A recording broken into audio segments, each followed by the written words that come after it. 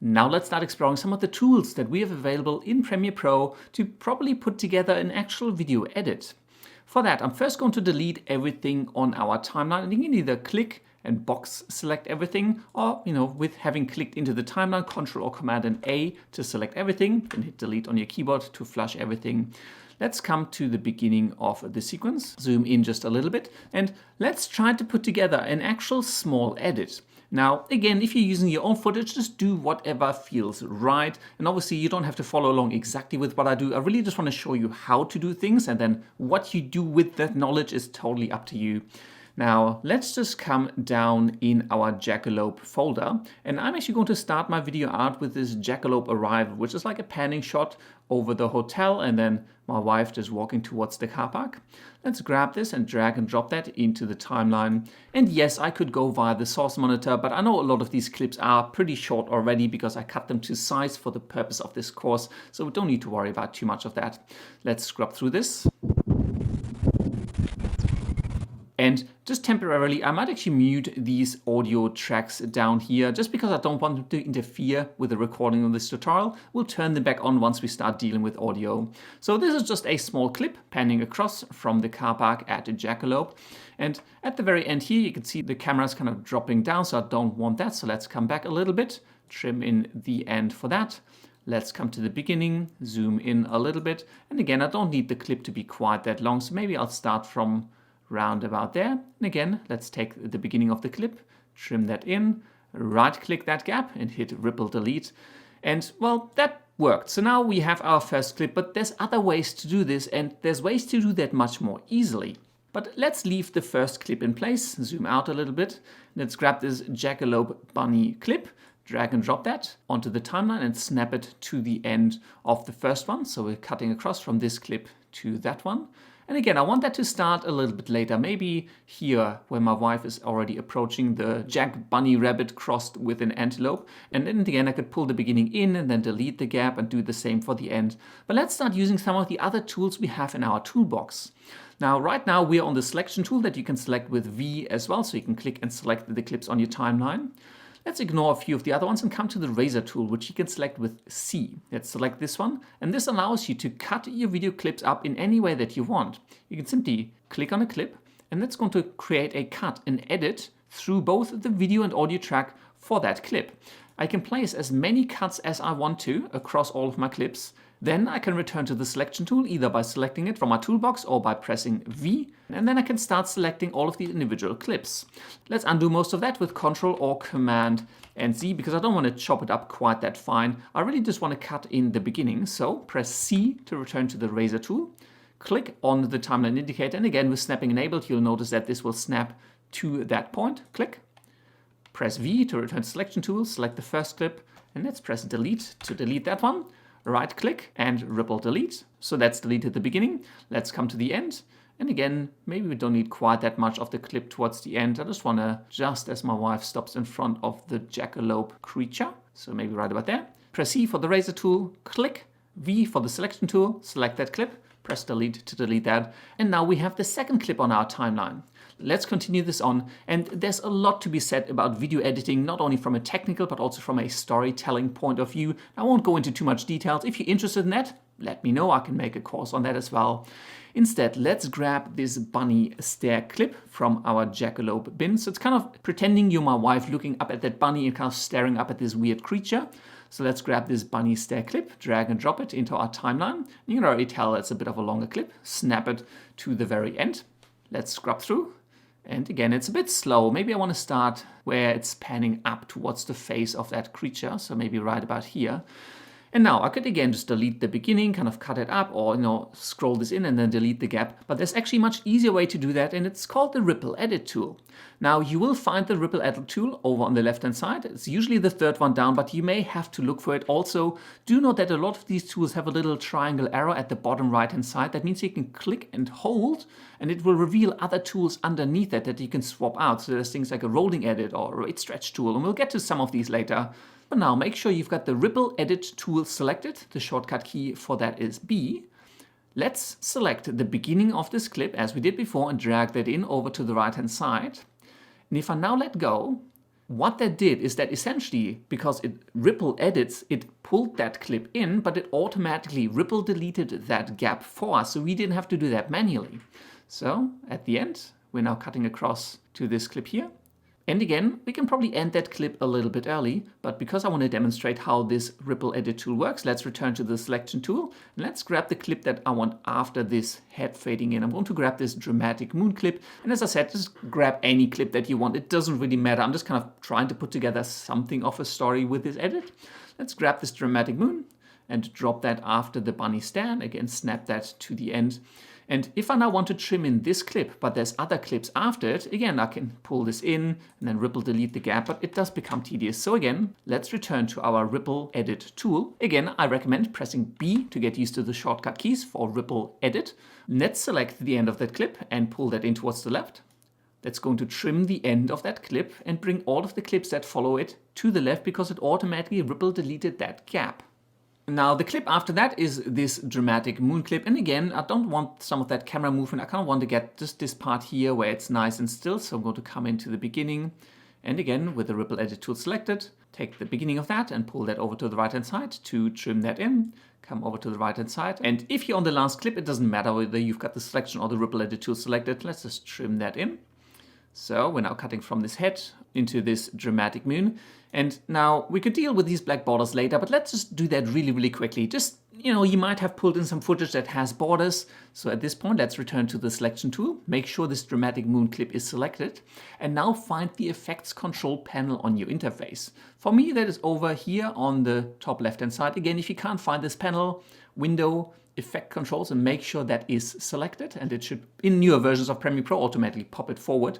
Now there's a ton here that we don't need to deal with.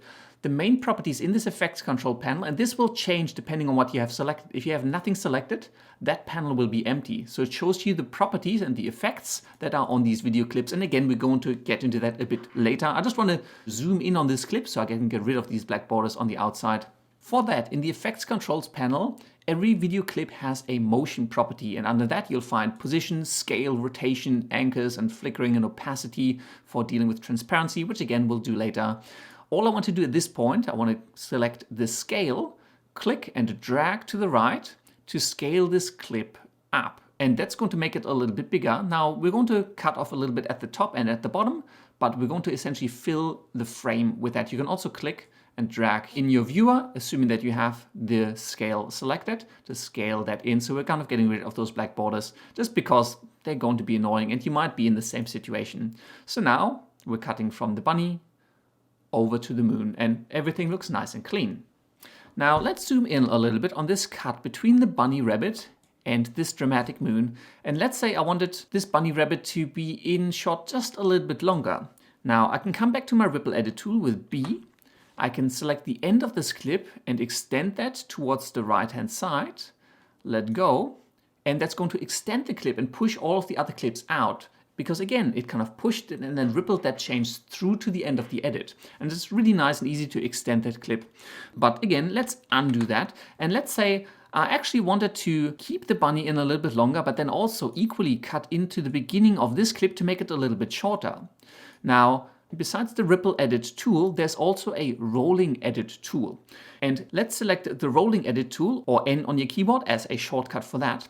And this tool will only work where two clips are touching each other and there's a little bit of extra on either side. So the dramatic moon we've trimmed in a bit at the beginning, and the bunny we've trimmed in a little bit at the end. You can now, with the rolling edit tool, click on an edit on a cut line between two clips, click that, and I can drag this cut line around. So I can actually move this cut line towards the end now, let go. And what that did, that essentially moved where this cut happens. So the cut now happens a little bit later for the bunny stare clip, but a little bit earlier for this dramatic moon. So I'm really just moving the cut line around without actually moving the clips. Now, the cool thing is that up here in the viewer, you can actually see the last frame of the previous clip. So this is the end frame where this bunny stare clip will end, as well as the first frame for this dramatic moon, where the dramatic moon clip will start. So you can kind of get a good feeling for how you're transitioning from one clip into the other. So maybe when the bunny head is right about there, I'm just going to let go. And it's kind of an easy way to adjust clips when you want to make sure that the end of one clip matches nicely onto the beginning of the next. Let's zoom out a little bit, press V to return to the selection tool. And let's just say this bunny move, this looking up at the bunny, let's say I'm finding that a little bit too slow. I actually want to make this clip a bit faster. And Premiere Pro gives you a really easy way to make your videos faster or slower in any way that you want. For that, we're going to use the rate stretch tool. And again, in the toolbar on the left-hand side, underneath the ripple and rolling edit, you should find the rate stretch tool. Press R on your keyboard as a shortcut for that. And with that, if I now select the end of this bunny stare clip and bring that over to the left-hand side, what this is going to do is this is essentially compressing the content. So it's now going to play back the same clip, same start, same end, in less time. So if I now let go, now it won't delete the gap, I'll have to ripple delete that. But if I now rewind and play this back, the movement is much faster. Let's zoom in a little bit more. And you'll see a percentage up here on the clip name, 212.73%. So this clip plays back at more than twice its original speed. Let's bring that in even more. Zoom in, and this now plays back at 325% of the speed. If we play this back, you can see that movement has gotten a whole lot quicker. Similarly, we can slow down clips by making them longer. Let's undo that with Ctrl or Command and Z twice. Let's say I want to slow down this dramatic moon clip. With the rate stretch tool still selected, let's click on the end of this clip and extend it, pull it out. And again, you can see 28.8%. So this clip now plays back at about a quarter of its time. And if I press space, this now is a whole lot slower. So I've slowed down my footage. Let's press V to return to the selection tool. Let's right click onto this dramatic moon.mp4 clip. And in this giant pop-up menu that you get, you'll also find an option for speed/duration. If you select that, you'll get this little pop-up and it's telling you exactly, I'm playing this clip back at 28.79%. You can set this back to 100 if you want to have this clip play back at the original speed. You can also reverse the speed, so you can play back clips in reverse. You can try to maintain the audio pitch, because speeding a clip up will make the audio higher and slowing a clip down will make the audio lower. So the frequencies change unless you enable to maintain the audio pitch. You can also select to ripple edit and shift the clips so that as you're slowing things down or pushing them out to make them longer, the clips that follow it will either be pushed away or pulled in so you don't get any gaps. And then there's this option for time interpolation. Now, if you're making a video clip slower, unless it has a very high frame rate to support proper slow motion, it'll start looking a bit stuttery because Premiere Pro might have to repeat some frames to make that clip longer. Now, how Premiere Pro extends a video clip and blends between those frames when it has to start duplicating them depends on the time interpolation. By default, it'll use frame sampling. You can also do frame blending, which will kind of fade from one frame into the next as you make your clips slower and longer. Or you can use something called optical flow. This is a little bit slower to render, but Premiere Pro will try to be a bit smarter and turn this into nicer looking smooth slow motion, if you will. So usually I prefer going with optical flow if I'm making clips slower. That's it okay. But again, because we're back to 100% here, you're not going to see the effect. So maybe let's press R again, take this clip and pull it out towards the right-hand side. And if we play this back, you can see it is now nice slow motion, playing back at about 29.81% of its original speed. Let's zoom out a little bit and come back to the beginning. V and click somewhere just to unselect all of our clips. Underneath the selection tool, you'll find two tools called Track Select Forward and Track Select Backward. And these ones are really useful when you have a very large edit. Let's select the Track Select Forward tool. And if I now click anywhere into my timeline, what this does, this will essentially select everything in my timeline from this point forward. So everything after the point I'm clicking will get selected. That makes it very easy to kind of push everything from a certain point forward, because now that I've got it all selected, if I come back to my selection tool and drag it to the right, all of those selected clips will get moved. If I select the Track Select Backward tool or Shift and A, that'll do the opposite. It'll select everything on the left-hand side of where I'm clicking. And again, it will do that for the entire edit. Very useful to select everything before a certain point. But let's press A to return to the Track Select Forward option. Click right here over our gap, so we're selecting everything after that. V to return to the selection tool, and let's drag that back to the left. Again, you could also just right-click and ripple delete that gap. It'll do the same thing. Then, underneath that, we have our rate stretch, ripple edit, rolling edit, the razor tool we talked about. Then there's a slip and slide tool. Now these ones are a bit more technical. I'm not going to go into depth on these ones right now, but you can look them up. They're actually quite useful, but they are a little bit more complicated. Then there's a pen tool, a rectangle tool, and an ellipse tool for adding shapes on top of your videos. There's a hand and a zoom tool, so if you don't like using your mouse much or your keyboard, you can actually just select the hand tool and drag around your timeline. You can also just select the zoom tool to zoom in and out of specific parts within your timeline. I'm not a big fan of using these. They do feel a little bit clunky. Much prefer using keyboard and mouse for that. And then in Premiere Pro since CC 2017, there's a type tool that allows you to create text and titles on your videos, and we'll touch on these a little bit later in the course. The last thing I want to touch on very quickly, if we return to our razor tool, you may have noticed that you're going to cut both the video and the audio that belong together at the same time. However, you can actually separate the two. In order to do that, return to the selection tool, right-click onto the clip, and there will be an option to unlink.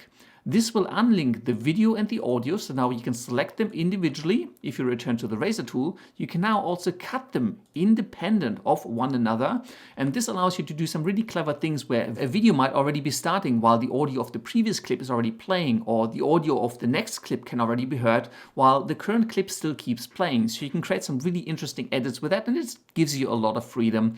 Let's undo all of that. If you accidentally unlinked something, you can also join them back together by selecting both of them, right-clicking and selecting to link again, and that'll link those two clips back together. Now, I don't like that this dramatic moon clip is very, very long, so let's press C to select our razor tool. I'm just going to trim off the end, select that, and just delete that out. And you can now continue this process to add more video files, images, music, sound effects, anything into your timeline and arrange them in any way that you want to complete your first edit. Once that's done, you probably want to export your timeline into an actual video file, and we'll get to that in a moment.